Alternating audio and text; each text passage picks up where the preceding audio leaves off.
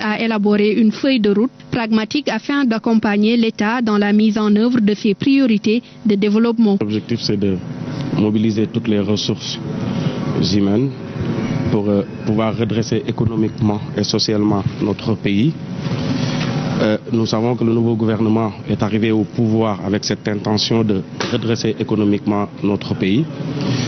2 années sont passées. Là, je pense que c'était le moment dès qu'ils sont arrivés au pouvoir, mais là, c'est plus que le moment. Là, c'est une urgence de rassembler toutes les ressources. Nous nous considérons comme des acteurs de développement, des acteurs qui doivent accompagner le gouvernement du Sénégal aujourd'hui, parce qu'accompagner le gouvernement, c'est accompagner les populations sénégalaises. Nous allons produire non seulement un document, mais nous allons poser des actes très concrets, des actes qu'on a déjà posés.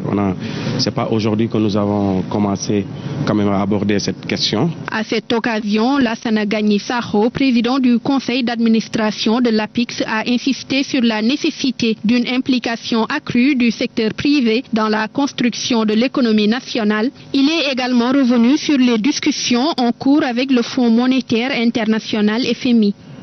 Aujourd'hui, on ne peut pas créer une économie sans avoir le secteur privé, on ne peut pas créer une économie sans avoir les investisseurs. Et c'était le thème de ce panel, partager, expliquer ce que l'État a fait, ce qu'il reste à faire, quels sont les jalons.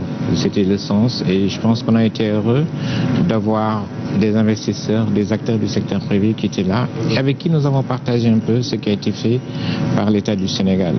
Il faut en profiter également pour féliciter les initiateurs de ce panel qui ont quand même réussi le tour de force de réunir toutes ces parties prenantes pour discuter autour de thèmes aussi importants. Et ce qui reste à faire, c'est qu'il faut rassurer les investisseurs, il faut rassurer les parties prenantes, il faut rassurer les partenaires techniques et financiers.